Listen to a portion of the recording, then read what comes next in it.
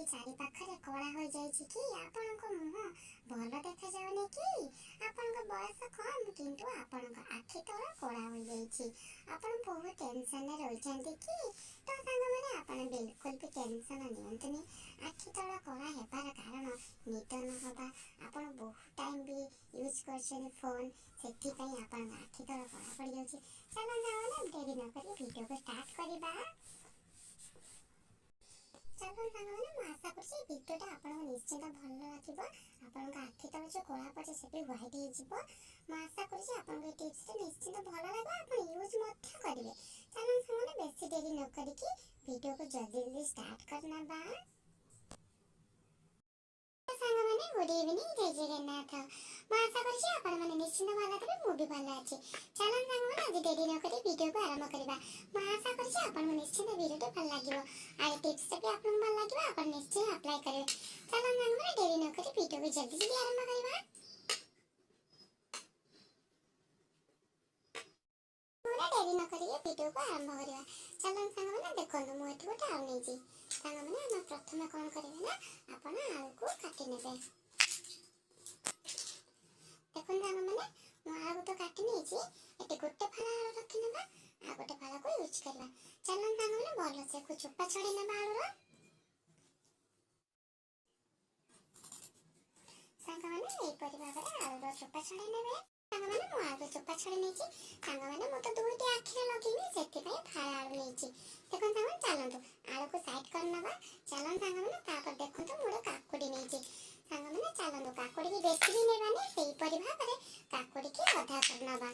ଭଲସେ କାଟି ନେବା ସାଙ୍ଗମାନେ କାକୁଡ଼ିକି।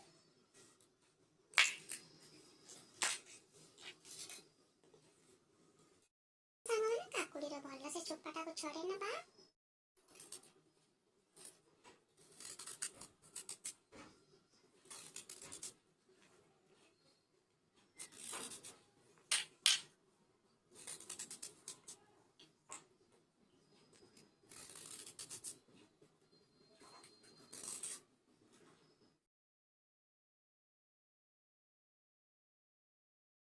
ଦେଖନ୍ତୁ ସାଙ୍ଗମାନେ, କାକୁଡ଼ିରେ ତ ମୁଁ ଚୋପା ଛାଡ଼ି ନେଲି। ସାଙ୍ଗମାନେ ଆପଣ ତ ଜାଣିଛନ୍ତି କାକୁଡ଼ିରେ ଭିଟାମିନ୍ ସି ବହୁତ ପ୍ରଚୁର ପରିମାଣରେ ଅଛି, ଆଉ ମଧ୍ୟ ମୁହଁର ସବୁ ଦାଗ ଭିତରେ ଆଖି ତଳେ ଯେଉଁ କଳା ପଡ଼ିଯାଏ ବହୁତ ଜଲ୍ଦି ରିମୁଭ୍ କରେ।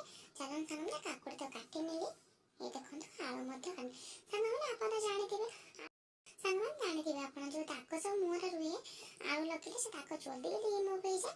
ଚାଲନ୍ତୁ ସାଙ୍ଗମାନେ ଡେରି ନ କରିକି ଭିଡ଼ିଓକୁ ଆରମ୍ଭ କରିବା। ଚାଲନ୍ତୁ ସାଙ୍ଗମାନେ ଗୋଟେ ସାଇଡ଼୍ରେ ରଖିନେବା। ଦେଖନ୍ତୁ ସାଙ୍ଗମାନେ ମୁଁ ଏଠି ଗ୍ରେଟର୍ ନେଇଛି। ଚାଲନ୍ତୁ ସାଙ୍ଗମାନେ ଭଲସେ ପୁରା କାକୁଡ଼ିକି ପୋଡ଼ି ନେବା।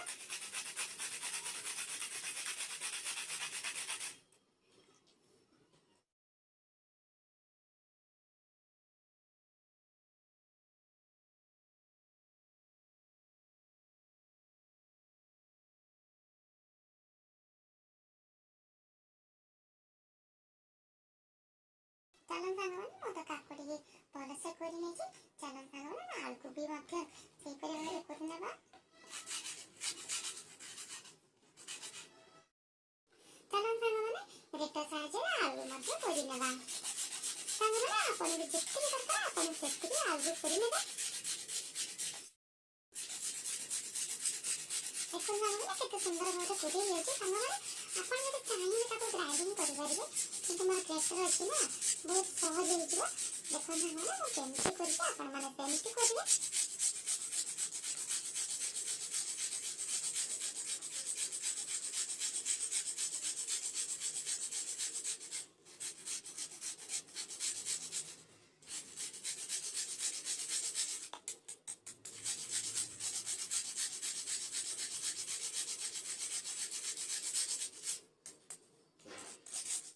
ସାଙ୍ଗମାନେ ଆଳୁ ତ କରି ନେଇଛି, ଚାଲନ୍ତୁ କାକୁଡ଼ି ସହ ମିଶାଇ ନେବା।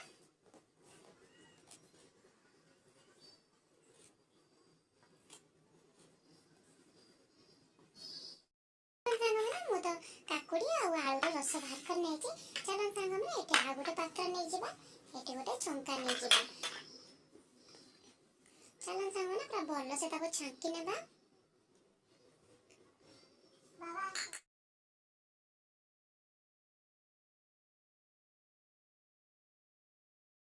ତା ଭଲ ସେମିତି ହାତରେ କରିନେବା, ଯାହାଫଳରେ ପୁରା ବଢ଼ିଆ ସେ ରସ ବାହାରିଯିବ।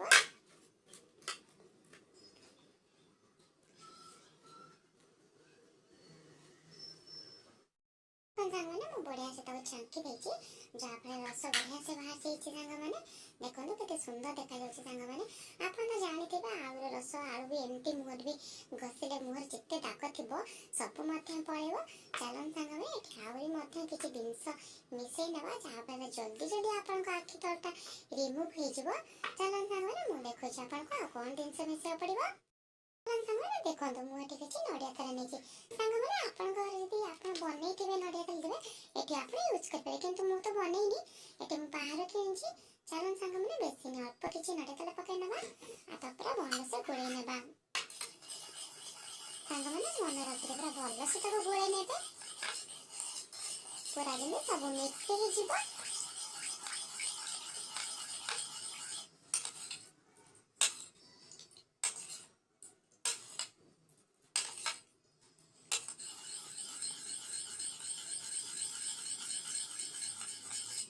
ଦେଖନ୍ତୁ ସାଙ୍ଗମାନେ କେତେ ସୁନ୍ଦର ଭାବରେ ମିକ୍ସ ହେଇଯାଇଛି। ଚାଲନ୍ତୁ ସାଙ୍ଗମାନେ ମୁଁ ଆପଣମାନଙ୍କୁ ଦେଖେଇବି ୟାକୁ କେମିତି ୟୁଜ୍ କରିବେ। ଆଉ ସାଙ୍ଗମାନେ ମନେ ରଖିଥିବେ ୟାକୁ ଜମା ଦିନରେ ୟୁଜ୍ କରିବେ ନାହିଁ, ରାତିରେ ୟୁଜ୍ କରିବେ। ଶୋଇଲା ଟାଇମ୍ରେ ଲଗେଇଦେବେ ସକାଳୁ ଟିକେ ଧୋଇ ନେବେ। ଆଉ ଦିନରେ ବିଲକୁଲ ବି ୟୁଜ୍ କରିବେନି। ଆଉ ସପ୍ତାହରେ 7 ଦିନ 2 ଥର ୟୁଜ୍ କରିବେ ଆପଣ। ଦେଖିବେ ଆପଣଙ୍କ ଆଖି ତଳର କଳା ବିଲକୁଲ ବି ରହିବ ନାହିଁ, ଛାଡ଼ି ମଧ୍ୟ ଯିବ, ଆପଣଙ୍କ ମୁହଁ ବହୁତ ସୁନ୍ଦର ଦେଖାହବ। ଚାଲନ୍ତୁ ସାଙ୍ଗମାନେ ୟାକୁ କେମିତି ୟୁଜ୍ କରିବି।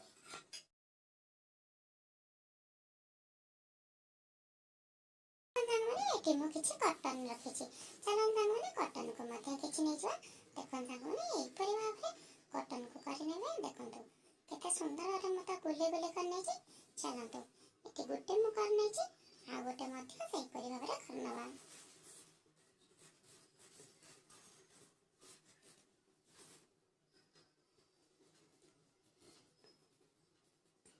ଦେଖନ୍ତୁ ସାଙ୍ଗମାନେ ମୁଁ କେମିତି ଗୁଲେଇ କରୁଛି, ପୁରା ଆଖି ସାଇଜର ଆପଣମାନେ ତାକୁ ଗୁଲେଇ କରିନେବେ। ସାଙ୍ଗମାନେ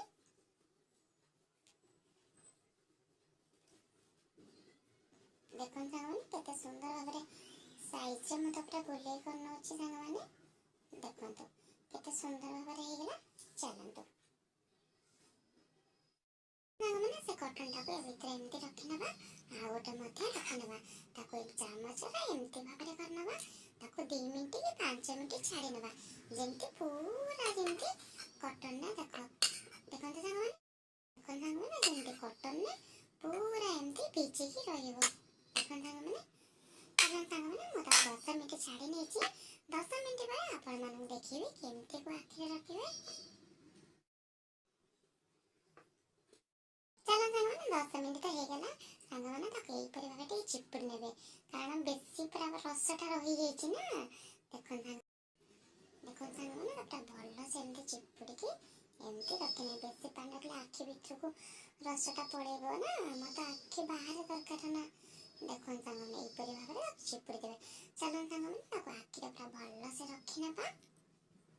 ସାଙ୍ଗମାନେ ମନେ ରଖିଥିବେ ଆପଣଙ୍କୁ ରାତିରେ ହିଁ ୟୁଜ୍ କରିବେ, ଦିନରେ ବିଲକୁଲ ବି ୟୁଜ୍ କରିବେ ନାହିଁ। ସାଙ୍ଗମାନେ ଏହିପରି ଭାବରେ ଆପଣ ଆଖି ଉପରେ ରଖିନେବେ। ସାଙ୍ଗମାନେ ମନେ ରଖିଥିବେ 10 ମିନିଟ୍ ପରେ ତାକୁ ଧୋଇ ନେବେ। ଆଉ ମନେ କରିଥିବେ ସାଙ୍ଗମାନେ ରାତିରେ ହିଁ ୟୁଜ୍ କରିବେ, ସକାଳରେ ନିଶ୍ଚିନ୍ତ ତାକୁ ଧୋଇ ନେବେ। ମୁଁ ଆଶା କରୁଛି ସାଙ୍ଗମାନେ ଆପଣଙ୍କ ଭିଡ଼ିଓଟି ନିଶ୍ଚିନ୍ତ ଭଲ ଲାଗିବ। Thank you so much. Bye bye. ମୁଁ ରହିଲି, ପୁଣି ଦେଖା ନେକ୍ସଟ ଭିଡ଼ିଓରେ।